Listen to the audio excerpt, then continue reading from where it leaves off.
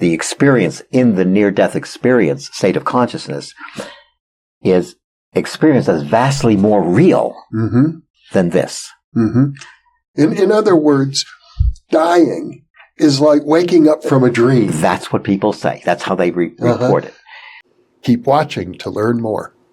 Book 3 in the New Thinking Aloud dialogue series is UFOs and UAP, Are We Really Alone?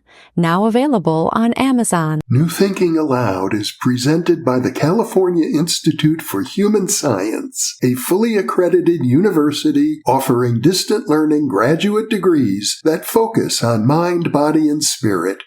The topics that we cover here. We are particularly excited to announce new degrees emphasizing parapsychology and the paranormal. Visit their website at cihs.edu.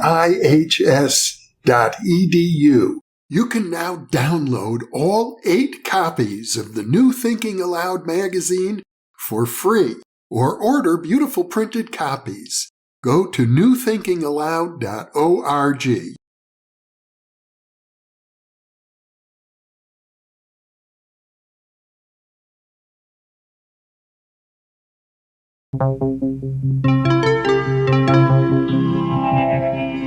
Thinking Aloud. Conversations on the leading edge of knowledge and discovery with psychologist Jeffrey Mishlove.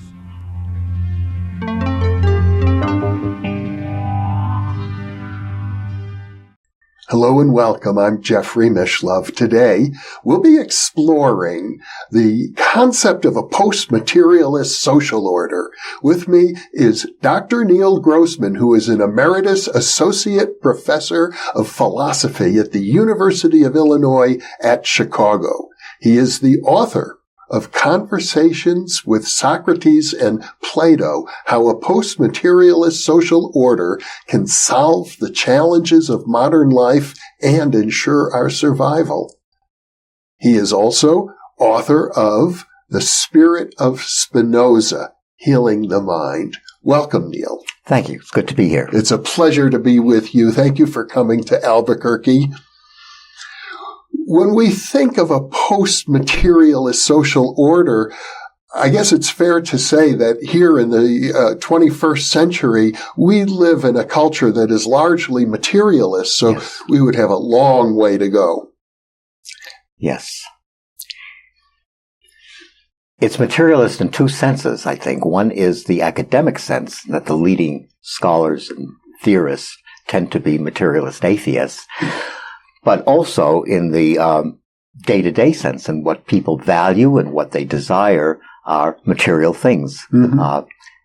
Status, which I look at as a material thing, and money, of course. These are the things that run our present culture. When people come back from the near-death experience, their values change 180. And part of the difficulty they have readjusting to this culture is because the values of this culture, the materialist values of this culture, are diametrically opposite to what they experienced in the state of heightened reality in the near-death experience, where everything there is an expression of or based upon unconditional love. So your concept of a post-materialist social order would be a culture, a society based on the realities that people who have had the near-death experience come back and report. Exactly. Exactly. What would a social order look like that near-death experiences might not mind so much coming back to? Yeah. You know, many of them are upset to find themselves back. Yes. I have, in my own therapy practice, worked with people, typical business people who are engaged in, tiny little white lies and cheating, which is normal part of business culture. Yes, it is. And they come back after a near-death experience and they know they can't live the way they used to live, but they don't know how to change their life either because all their old habits are still there. And the environment in which they find themselves reinforces only their own habits. Yeah. So you are a contemporary philosopher who takes the near-death experience seriously. Yes. You're looking at the philosophical implications of the near-death experience, and you've written this marvelous 800-page book which shows you in dialogue with four of the greatest thinkers of humanity, Plato and Socrates, but also Spinoza and my hero, William James. Yes. And discussing, what society could be like based on these findings, which are, of course, didn't exist when these great thinkers were alive. Basically correct. I know Plato wrote about... Right. I mean, the first near-death experience recorded is in Plato. And William James, in his Varieties, writes a lot about the mystical religious experience. A lot about the mystical experience, yes, which he takes to be real, and which is very much akin to the near-death experience. Yeah, it's practically. Well, they come back with the same values, basically. Yeah, and something else they come back with, which is, and this is hard to get across sometimes, the self that they experience themselves as being when they're not in their body in the near-death experience context is a wider, more expanded version of the self that of the waking self that we experience. They will even say that the difference is as great as is the difference between the waking self and the dream self. So we're talking about ontological levels, and the experience in the near-death experience state of consciousness is experienced as vastly more real than this. In other words, dying is like waking up from a dream. That's what people say. That's how they report it. But they're waking up into a reality that's not only experience as greater than this one, but is based on unconditional love. Those are the values that they learn. And what they experience, at least the deeper ones, is the interconnectedness of all beings. So this sense we have in the waking consciousness that we are separate selves, with the self encapsulated somewhere, probably 2 inches here behind the eyeball, that is seen as an illusion, as not real. So, I don't see any reason why we cannot have a social order based on what is fundamentally real, which is the interconnectedness of all beings, and the unconditional love that if I experience you as myself, right, that is what love is. Now, the world's great religions were all, I think, founded by mystics, and they pretty much all teach that. But this is a little different because now we've got tens of thousands of people, I should think by now, have had recorded near-death experiences. So we have a database. Yes, and this is what, you don't have to go into some monastery for 25 years, and meditate or remove yourself from the world to have this kind of experience. And ordinary people are having these extraordinary experience. Yes, we have a database, and we have it's multicultural, and so we can look at it. It's very interesting. There are some cultural influences, but there's a sameness that pervades all the experiences. So, in a sense, your book, Conversations with Socrates and Plato, it's sort of like an updated version of Plato's Republic, talking about the ideal society. It might be. I don't want to think of myself necessarily as reworking what is my favorite all-time book ever written, I think. But there's one difference that Plato was thinking of in terms of the Greek city-states. Yes. And asked the question, how can a city-state that's run by spiritually enlightened beings hold its own against neighboring states that aren't so governed? Right? But this book describes a world order, not just one part of the world. So it's the whole world has to be in on this, or it's not going to happen. So you're just imagining, what would life be like if we had a heaven on earth? Basically, yes. And the first rule, as I recall, is that everybody would always speak the truth. There would be no deceptions. In fact, there could be no deceptions. The idea of deceiving another person would be an impossibility. You know, it's interesting to put it that way, and I think that's right. I think there are many ways you can put it. In talking to near-death experiencers, and I find this happening to myself as I get older, when I can't watch episodes on television where there's deception going on, where somebody is trying to lie, which is sort of the basis of every situation comedy, and that's what NDEers, near-death experiencers, it grates against them to see deception and lying in any form. There's no template for lying outside of the body, right? You can't fool the divine being, right? And nobody tries to. Because your thoughts are known directly. It's like everyone is telepathically aware. I think, as you know, I don't believe there can be a literal description of what it's like there. Because it's beyond words. Because it's beyond words. Exactly. That's the first thing that every near-death experiencer and mystic says, that you can't really talk about it, or you can't really say it in words. Fortunately, that doesn't stop them from talking, and so the words become pointers, not literal descriptions. Descriptives. Yeah. But the sense was that their inner life, their thoughts and emotions, are as visible to other spirits as clothes are to us when we see a person.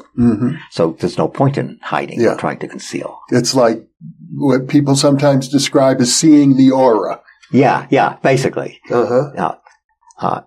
Basically. So nobody can hide. Right. So I think one of the early chapters is on lying, how children are taught to lie by misreporting their feelings, their inner life. As soon as they learn to speak. To speak. They learn to use language. Language is the vehicle by which people deceive. That's right.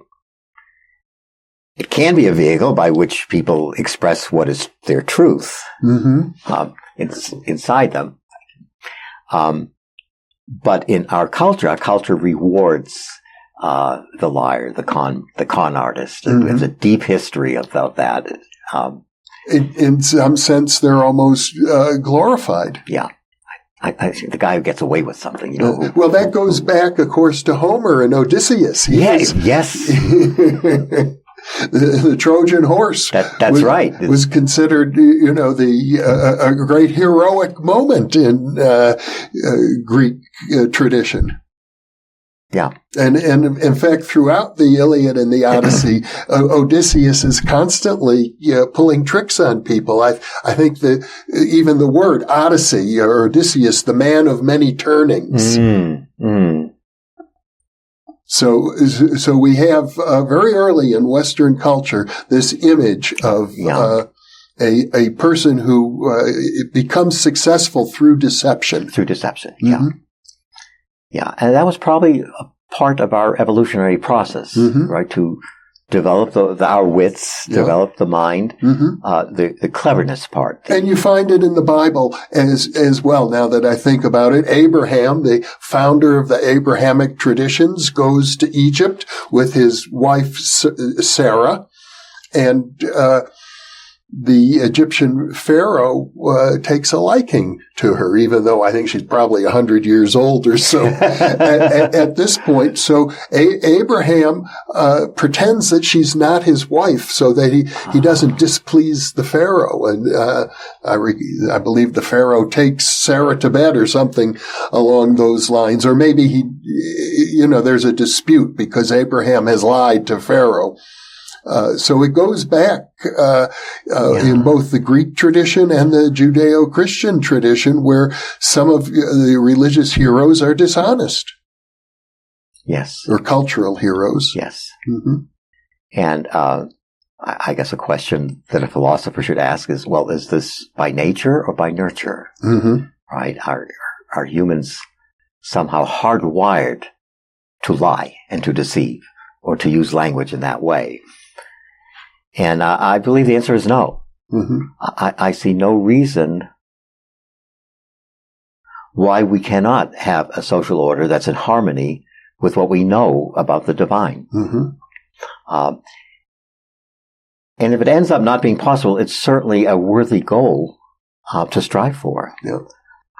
If you look at the economic and political spheres, right, that's where lying and deceit is most dominant. Most dominant. Is that necessary? Can we have the economics of a country and the politics run by honest people, by people who don't lie? I'm pretty sure that ethical specialists would all agree with you. They would all say lying is unethical. Not only unethical, but it often turns out to be bad for business, bad for governments. People usually are not able to keep those secrets. Yes. They get exposed anyway, and somebody is then exposed as a liar. And yet we also have another standard, which is that governments in particular need to lie. That governments need to keep secrets, that all sorts of, plots or schemes of different kinds need to be protected, or negotiations. Right. But I think we can see, or should be able to see, the handwriting on the wall, that way of running the world with governments lying and to try to upend one another is leading to our extinction, is leading to the destruction of it. Mm-hmm. And the question is, will people see that in time? There are many cases of, tobacco addicts. They know that what they're smoking is killing them, but they continue to smoke. So are we that addicted to greed and personal ambition? Yeah.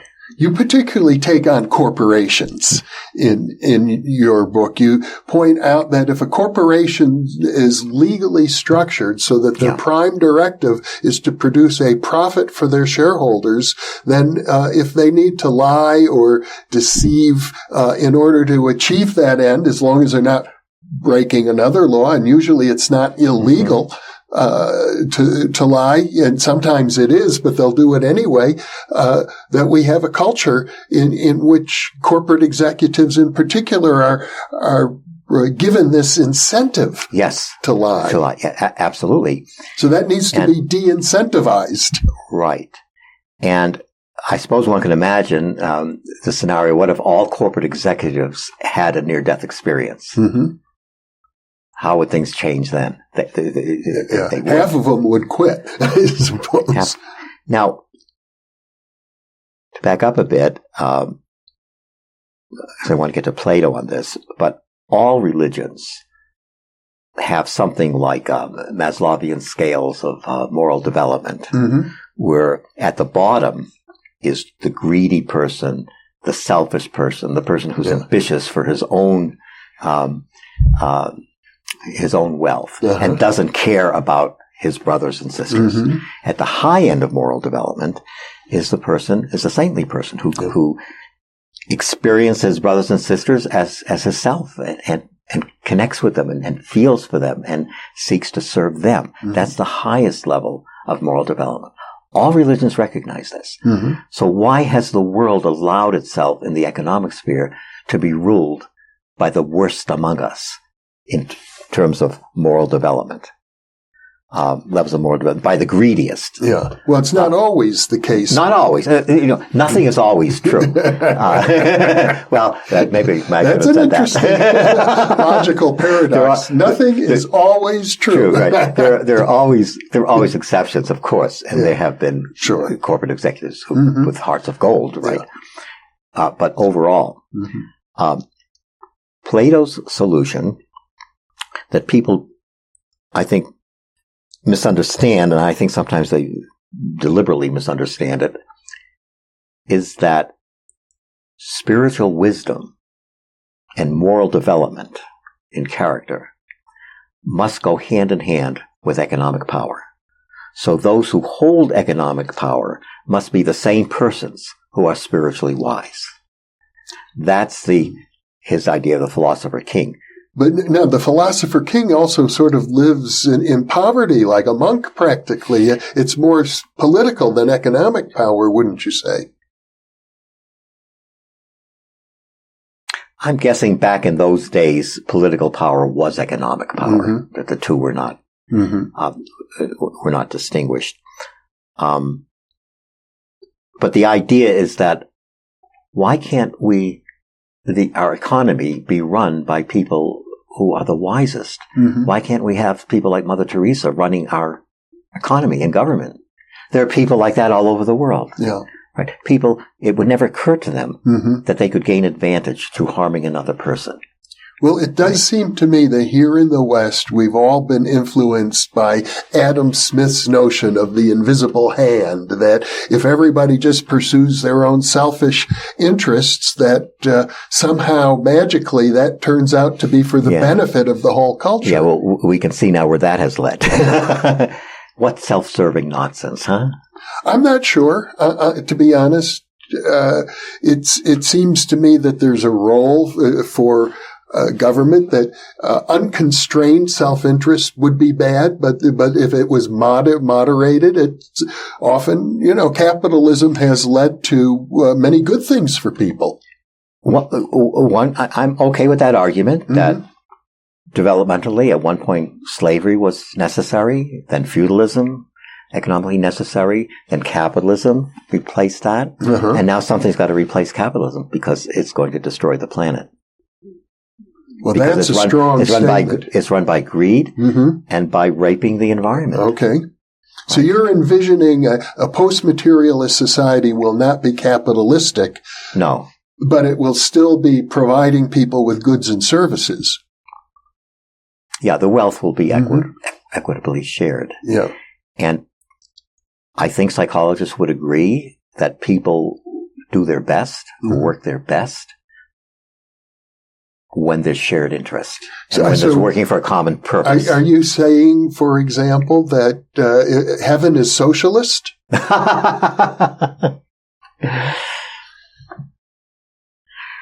I think in heaven, the experience of oneself as not just connected with everything else, but as that with a one mind hypothesis. The idea that I think John Donne, the great English poet, wrote, don't mourn when you hear the bell tolling. For whom is the bell tolling? It tolls for thee. If you follow, I kind of like Larry Dossey's work and his One Mind, his book, The One Mind, that he presents it in very sort of easy ways to get the point, But I'm under the impression you're taking this spiritual concept of one mind and translating it into a social structure, which maybe it's not socialism, but it seems a lot like socialism. I don't care what you call it. Yeah. Just the basic thing is that the economic sphere must be run and controlled by those who are wisest and kindest. But you're also suggesting a universal recognition that we are all one. A recognition of the truths that are revealed in the near-death experience and a cultural acceptance that, this is the real thing, that the NDE is real. What would our culture look like? How would it change if the culture as a whole recognized that the near-death experience is real? And I think it would change in the direction. I know that classical mystics talk about this experience of oneness with everything. Yes. Sometimes it's called cosmic consciousness. Near-death experiencers often talk about encountering a being of light. But do they also say they become one with that being? Yes. Yes and no. It's the same as the mystical literature. In the West, most mystics, the Christian mystics, will say, I was one with God. But then you have some who will say, I became God. I was God. I experienced myself as God experiencing itself as me. Something like that. Yeah. With the near-death experience literature, you have a similar thing. Most will say they were in God's presence. They felt themselves in the presence of the divine, the breath of God. But some will say, I became God. I experienced myself as the divine being. Right? So those are the deeper aspects. Is it possible that some of them would say, yes, I experienced myself as one with God, but then I came back and I realized that all these other people are not one with God, just me. They don't say that. They are one with God, but don't know it. Don't realize it. So being one with God is equivalent to being at one or one with all of humanity. Oh, yes. And maybe even really, to push the point, all of nature. Yes. Yes. You know, when we have a dream, everything in that dream is us. Right? Including our subjective experiences, but also the things we experience of other people in the dream, even objects in the dream. It's all consciousness. Yeah. And that's what the NDEers see in their experience. It's all consciousness. And it's the same consciousness manifesting in different ways. I mean, this reality that we think of as so substantial is, as Shakespeare suggested, like a dream. And the evidence suggests, this is why I love William James, because he was not afraid to take the methods of science and apply it to spirit. And that's why I think all our scientist friends who work in this area are in love with William James, because they really appreciate what he was doing and how innovative it was and how completely different. I want to say certainly before, but even after, because as soon as James died, Harvard appointed some behaviorist and psychology basically was dead for 100 years. Made a 90-degree turn after William James. Yeah, it's sad but true. Yeah. From looking at the inner experience of human beings to the outer behavior of rats. Yeah. Well, you've taken this vision of the heavenly state as reported by the NDEers, and you've looked at what are its ramifications for life itself, a society, and then you go from birth all the way to old age and death. What would the human lifespan be like in such a culture? Yeah, basically. So child raising, for example. It would be very different from now. It would be about caring for the child and bringing forth what is within the child. Everyone who comes here, it's not haphazard. It's not random. I believe that this might be Spinoza's influence on me, that there's order and reason behind everything. So we can talk about child rearing, but we can also talk about newly embodied souls. Okay. Because that's what they are. Let's start right there. Yeah. Newly embodied souls. A newly embodied soul. Comes with a purpose. It wants to express something here. Don't need to know what, but it wants to.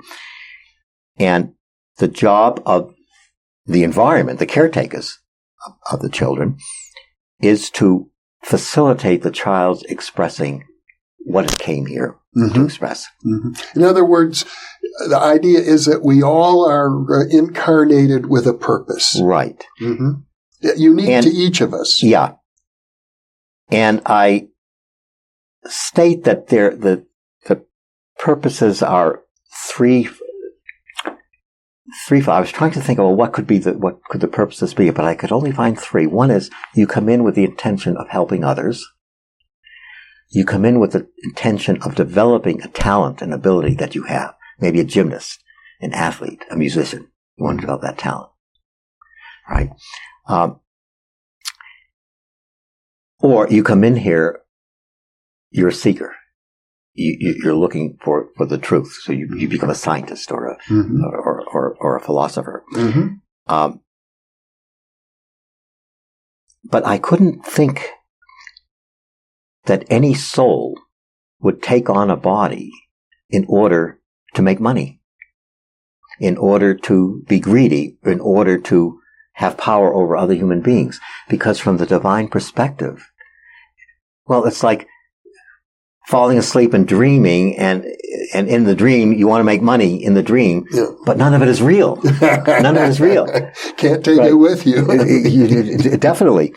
And so I look at, my book looks at the soul that comes in and ends up as a moneymaker, as having lost their way. Because the only things that are of value to the soul, let's say, just the thought experiment. Your soul, and prior to incarnating. Yes. Okay, here's what I want to do. Yeah. Okay, you pick a body, you pick your parents, with agreement. That soul would never consider, I want to come in here and harm as many people as I can. I want to rise to the top of some hierarchy, none of which is real. And the soul knows that, right? It knows it's going to dim its lights in order to have a human experience, right? But the purpose of that experience has to be something relevant to the soul. And making money, or having a lot of earthly power is not something that helps the soul in any way. As the biblical saying goes, I think I quote that somewhere, so what does it profit a man? Right? And now I forget the rest of the quote. Yeah, to gain the world. To gain the world, but lose their soul. Of course, you can't lose the soul. Yeah. But while alive, you can sort of not honor it by living in a way that's contrary to. And I think in that phrase, the idea is that if you diminish your own character, your own integrity, you are losing something of your soul. Yes. That's very strong in Plato's philosophy, that the person who harms another harms himself more. While here, we can harm each other's bodies. Right? We can do harm to another body. But doing harm to another's body harms the soul of the one, and that harm carries over. Yeah. Whereas the harm done to the other person's body does not carry over into anything. It doesn't damage the soul of that person. But so the soul damages itself by harming others while it's here.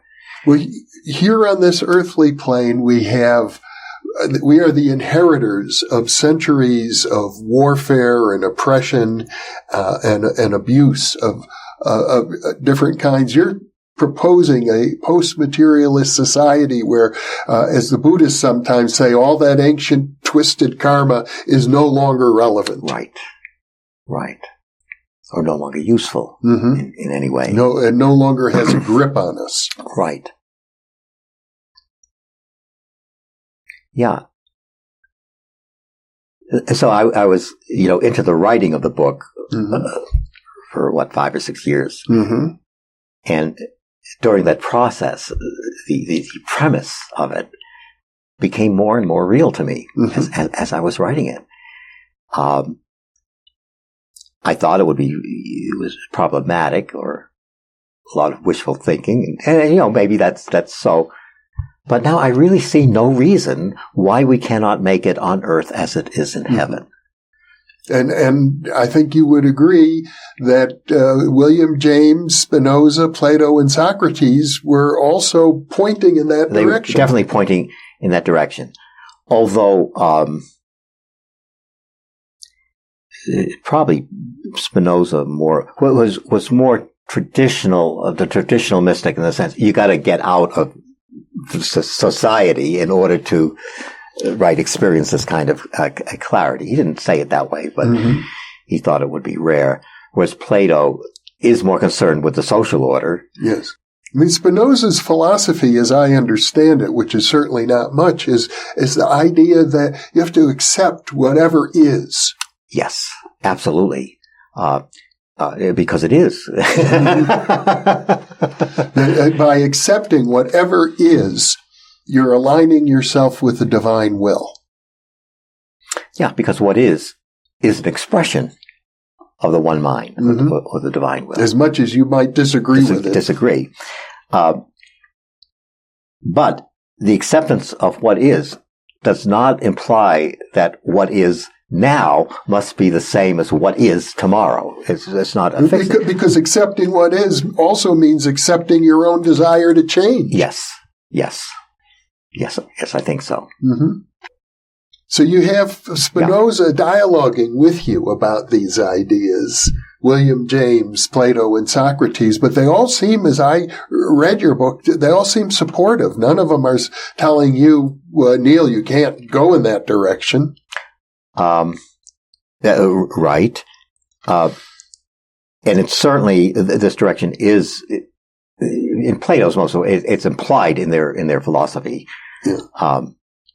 Although William James certainly never asked the question, can we have a social order based on the values that people have when they come back from their mystical experiences? Mm-hmm.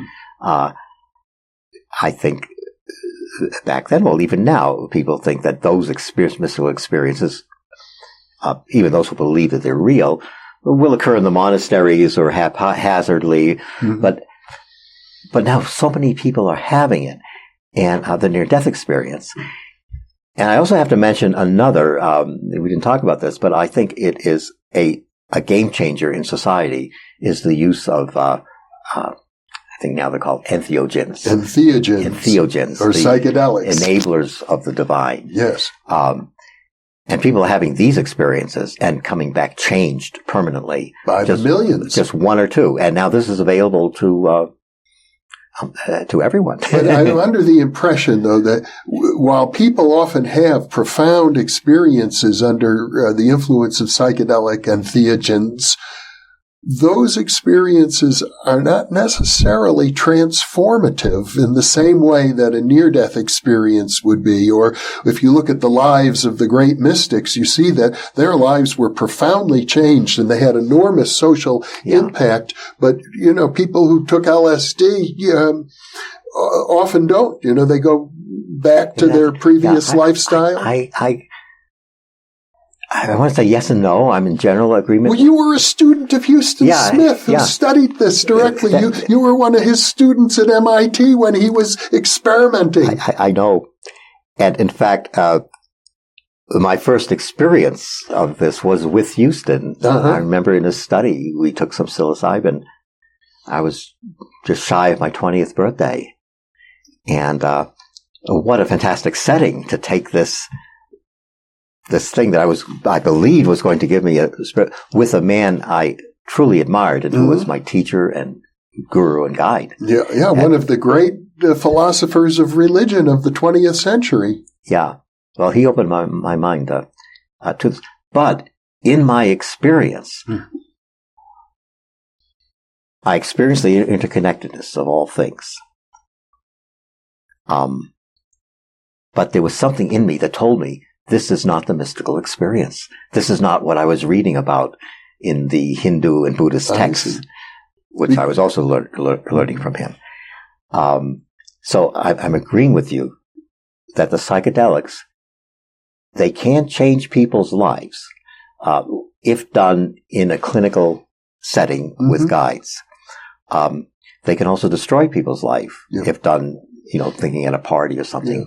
Now, I look back on my own life, and I can say quite honestly, the work I'm doing right now, interviewing you, creating the New Thinking Aloud channel, acquiring a doctoral diploma in parapsychology, all of that was consistent with and followed from some of the psychedelic experiences that I had, as well as other non-psychedelic mystical experiences that were occurring. And I've just had this thought is, you need to interview yourself.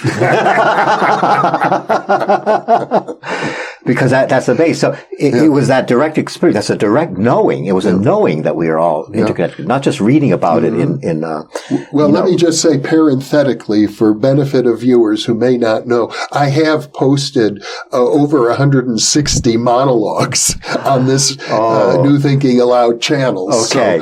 So I've got I have in effect interviewed myself. I've got some homework to do.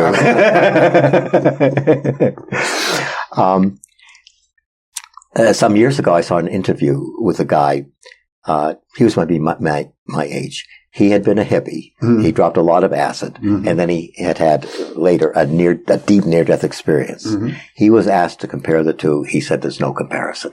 Okay, so the near-death experience is much, much deeper than the psychedelic experience, which is deep and does take you someplace.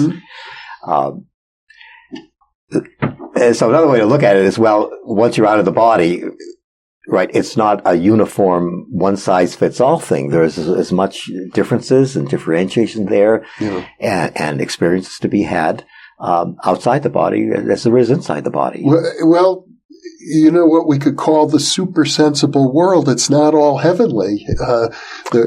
Some people have near-death experiences. I understand, a small number, but they experience a hellish realm. Yes. Yes.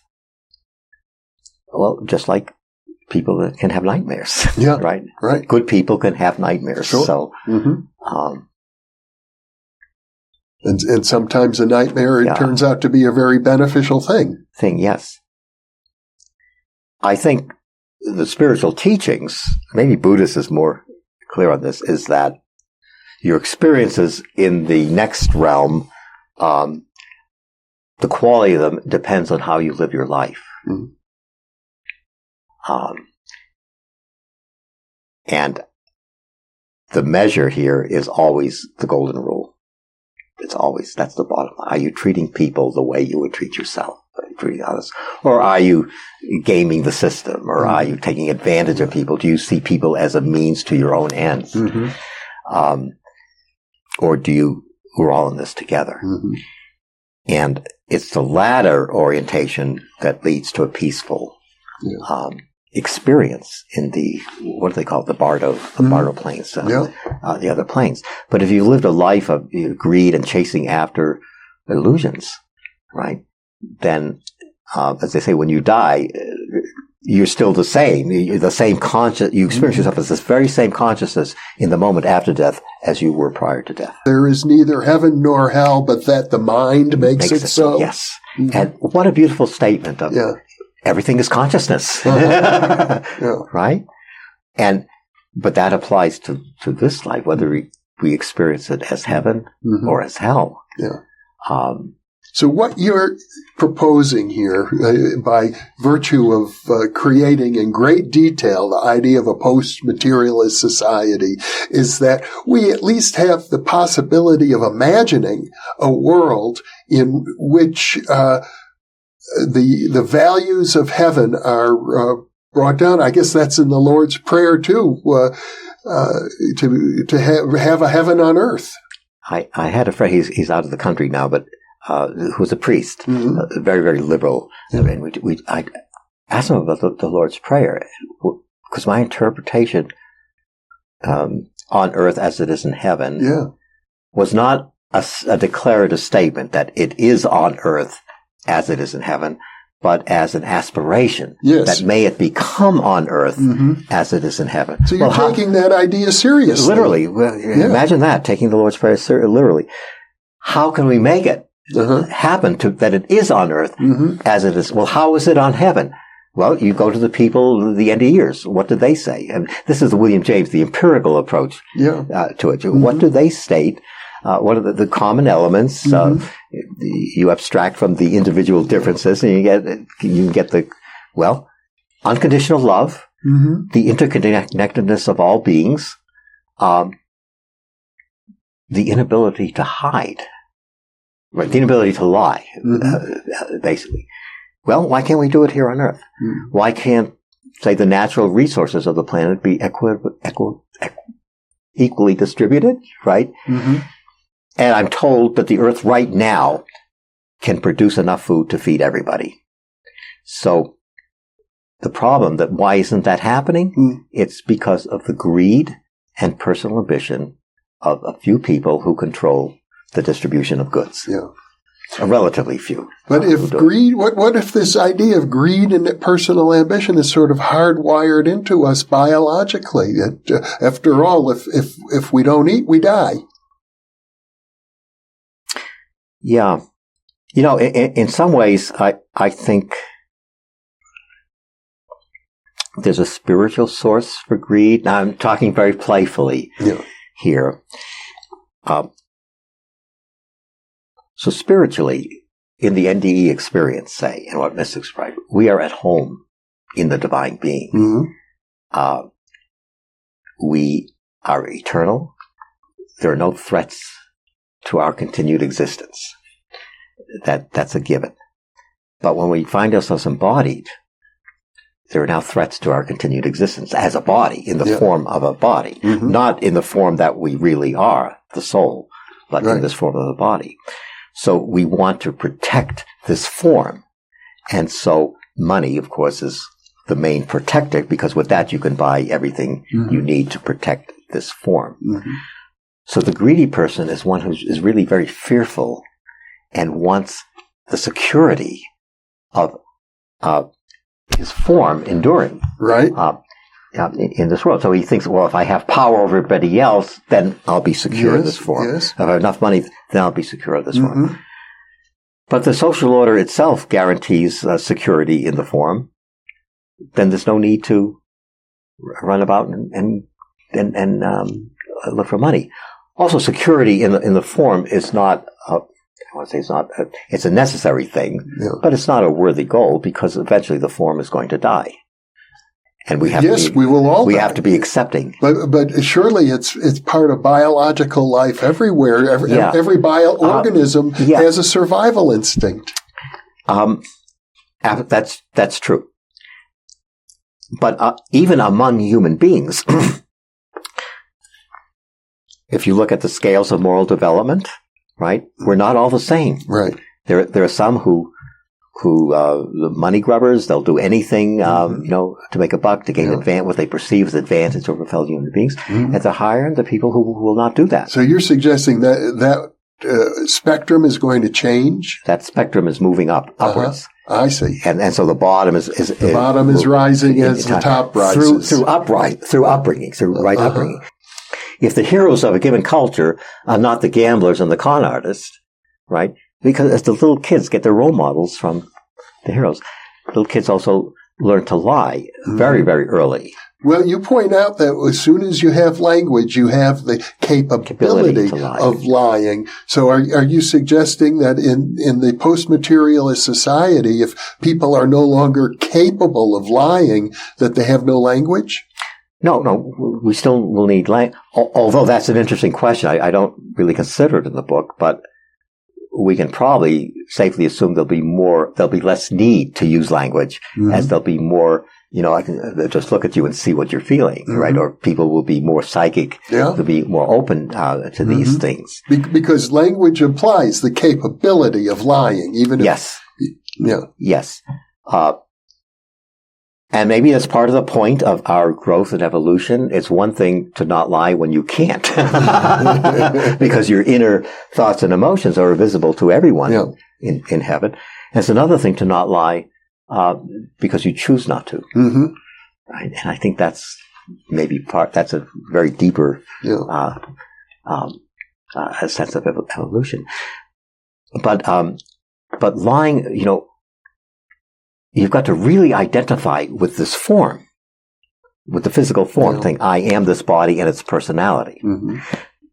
To the extent that you see yourself as more than just the personality and its body, to that extent, you'll be less concerned about lying.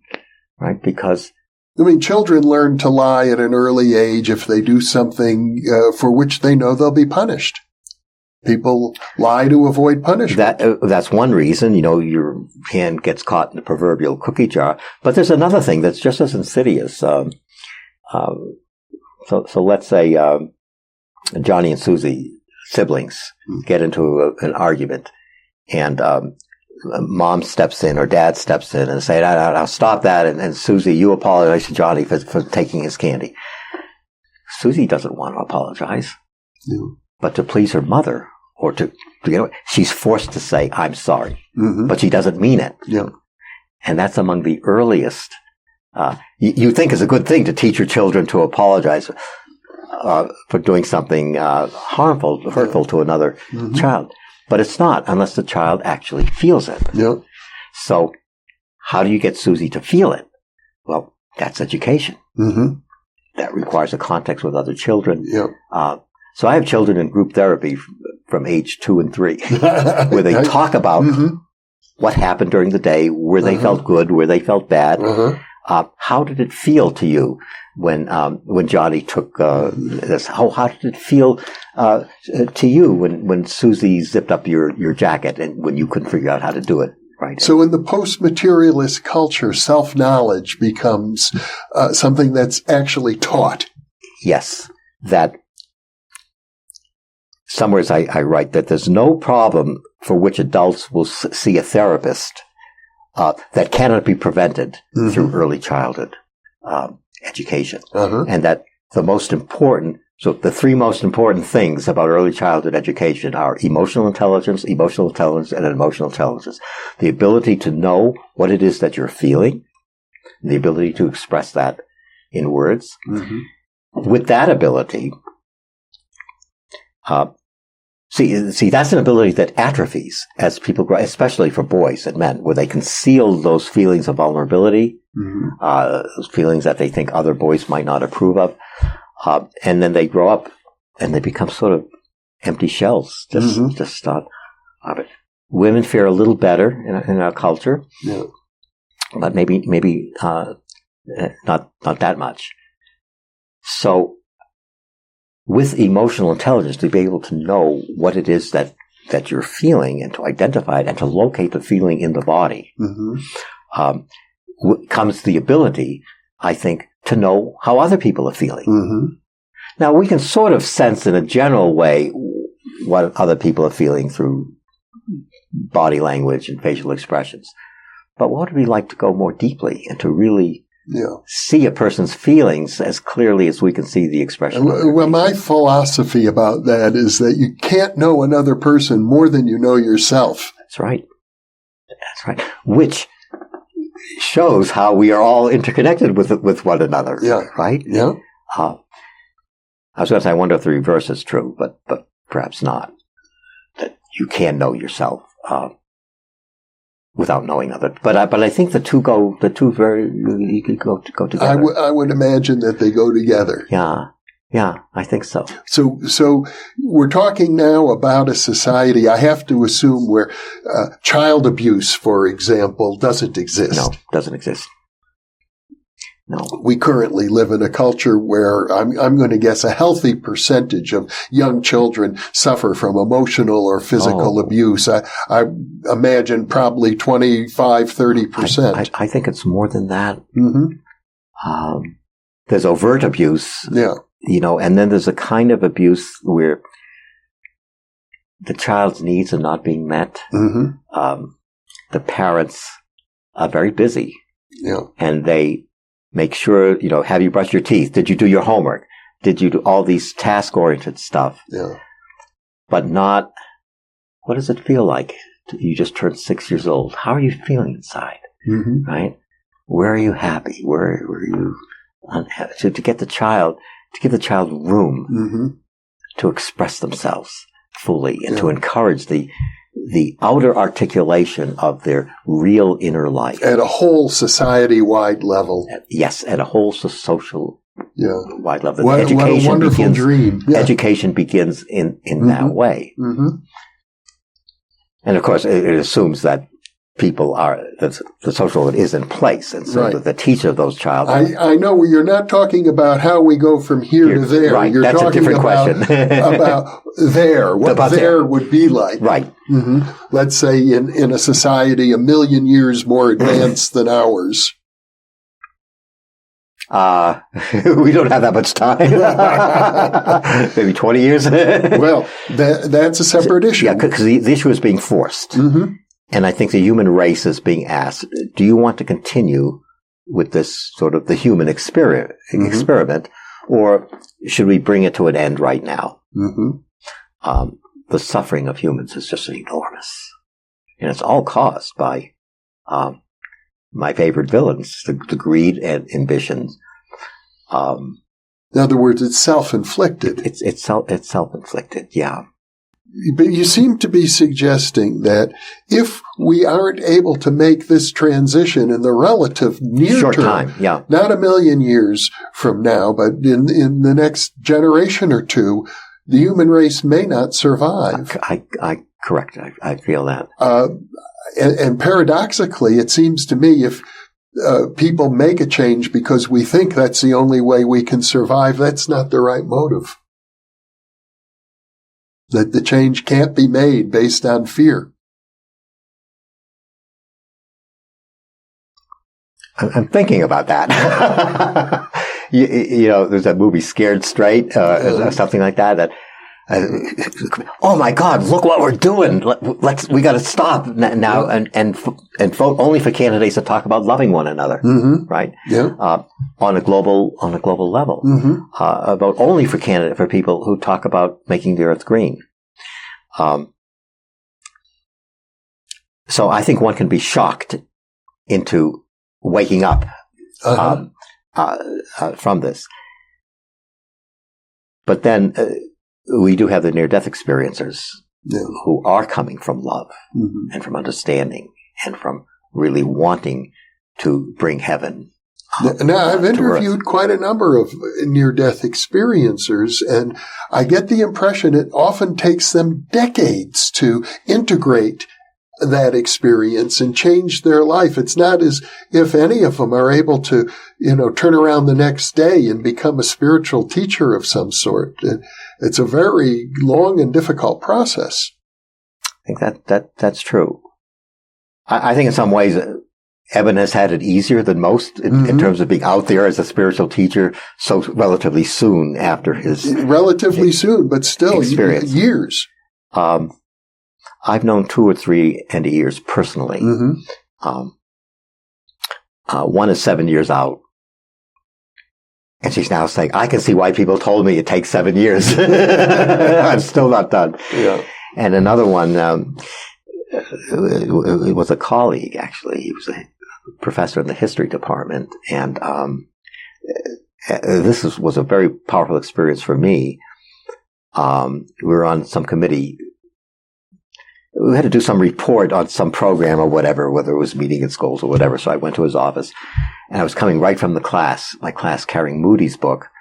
Raymond Moody's book, Life After Life, which I was trying to conceal in a way because, it's not really proper academic stuff. And so I was going to somebody in another department to his office. And of course, that's the first thing he sees. Oh, you got Raymond Moody's book.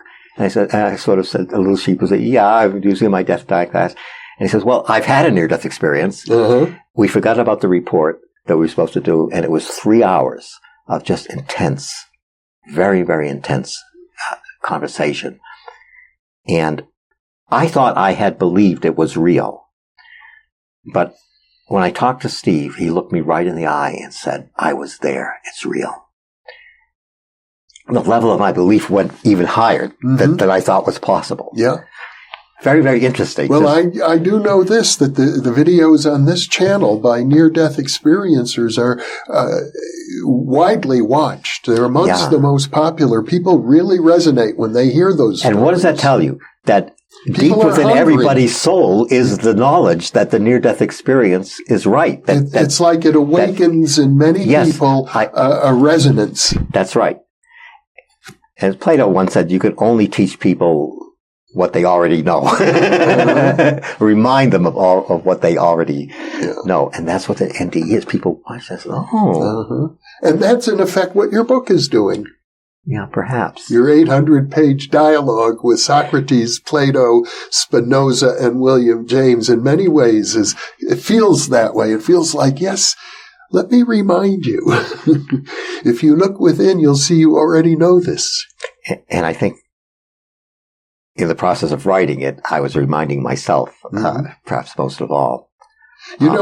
We should mention, Neal, that yes, you wrote it as a creative project, and as a teacher of philosophy, you've taught the Spinoza and William James and Plato and Socrates, but there was a sense, you even got some confirmation, surprisingly, unexpectedly, from a trance medium that maybe you were in touch with something more, something larger than just your own imagination, your own educated imagination. I had no outline. I had no plan for it. I just showed up at my computer and wrote the thoughts that came to me. I did not, so unlike my namesake, Neal, Donald Walsh, his conversations with God. You didn't hear voices. I wasn't hearing a voice separate from my own. come as thoughts in my own mind. Yeah. So subjectively, I don't have any grounds for saying it was really them. Mm-hmm. And I've certainly taught those guys for so many years, 40 years, Mm-hmm. that I feel that they were my four favorite philosophers. Mm-hmm. So I feel I've somehow been internalized, well, this is how they would think, or this is what William might say about this, or. But you write about them as if they're friends. Yeah, that's how it feels. Yeah. Mm-hmm. That's how it feels. And now, because of my own research interest in mediumship, and knowing both Gary and Julie personally, and Gary Schwartz and Julie Beischel, Mm-hmm. And knowing some mediums personally, there's no doubt in my mind that it's real. Mm-hmm. So I have to be open to it. Well, in my own case, Yeah. could it be? I don't want to.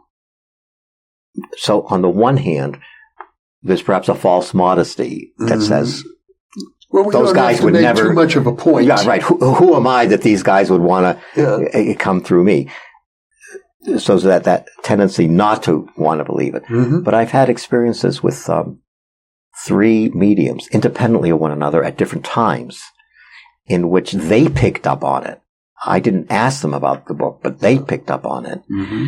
And I think you report one medium said, I see a man dressed in white robes and he's working with you on a book project. this was so before I began writing the book, Mm-hmm. I wrote a series of short papers, and by short, 20 to 30,000 words. Mhm. I mean, they're between 30 and 50 pages. And I've got about 7 or 8 of them. I think a few are pretty good. But I had a sense when I was doing that this is preliminary to something. I didn't know what, but preliminary to something. And so it's been maybe 20 years that I've been exploring this this form of writing. First, it was just me and Plato, and then Socrates comes in, and then Spinoza, and then William James. So there was a period of 2 years where I hadn't written anything. And I think it might have been longer. Ken Ring recollects that it was that I told him it was 3 years. Mm-hmm. Can you bring the great researcher of the near-death experience? Yeah. That I told him, because he recounts our conversation about that in one of his writings. And maybe I was just too embarrassed to say for 3 years I did nothing. And then somebody tells me about the Spiritualist Church, which I knew of. It's a part of Americana history, the Spiritualist movement in the late 19th century, and William James was involved somewhat. Deeply. Where the pastors were all trained mediums. But I had thought they went extinct, they died sort of around the time William James died. Yeah. But I realized that they were alive and well, and there was a church in Chicago, and I went there. And everyone gets a short reading at the end of the service. When it came to me, she didn't know me. I just walked in, and she said, there's a gentleman here. Oh, she's also, she's a marvelous human being. Mm-hmm. So she's an African-American woman from the south side of Chicago, and when she gets excited, her accent comes through. Mm-hmm. So she says with some excitement, there's a gentleman here wearing a white robe who's been assisting you with a writing project, and he says to stop dilly-dallying around and get back to it. Now, what do you do when you hear something like that? I had no idea that there was no thought that it was real, that it might be real. Mm-hmm. But here's this woman, she doesn't know me. Yeah. Right. And she says this. Well, it was the right thing to say, apparently.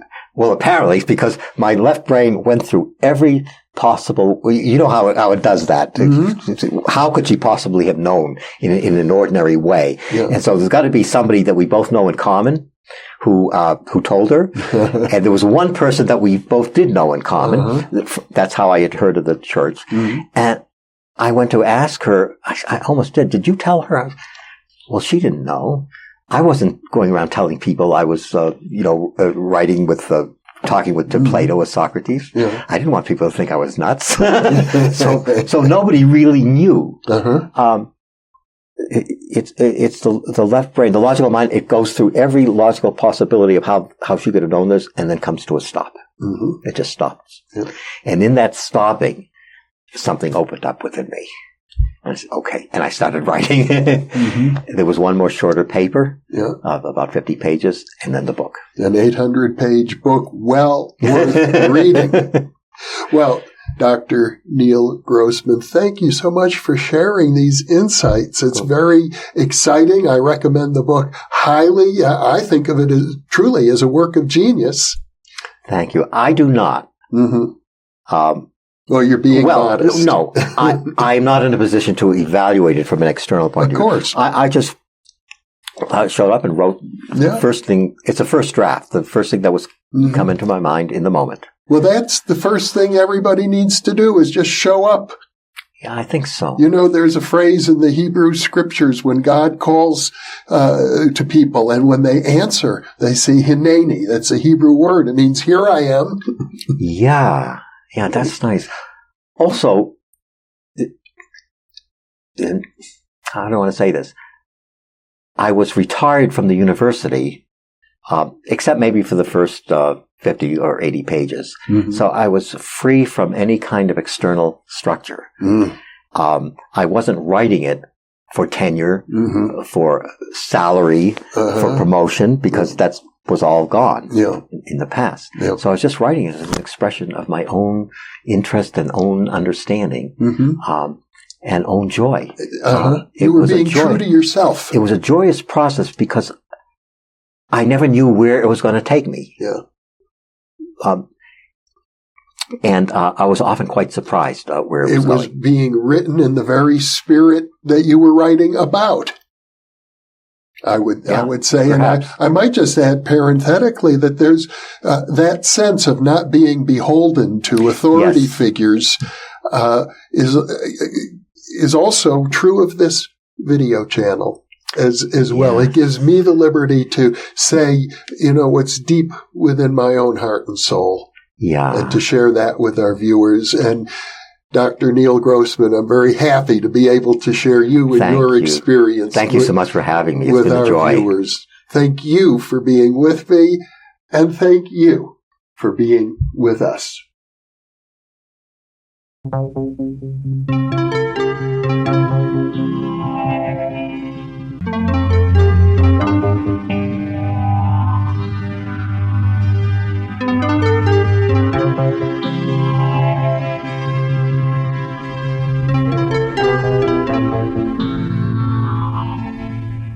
Book 3 in the new Thinking Aloud dialogue series is UFOs and UAP. Are We Really Alone? Now available on Amazon. New Thinking Aloud is presented by the California Institute for Human Science, a fully accredited university offering distant learning graduate degrees that focus on mind, body, and spirit. The topics that we cover here. We are particularly excited to announce new degrees emphasizing parapsychology and the paranormal. Visit their website at cihs.edu. You can now download all 8 copies of the New Thinking Aloud magazine for free, or order beautiful printed copies. Go to newthinkingaloud.org.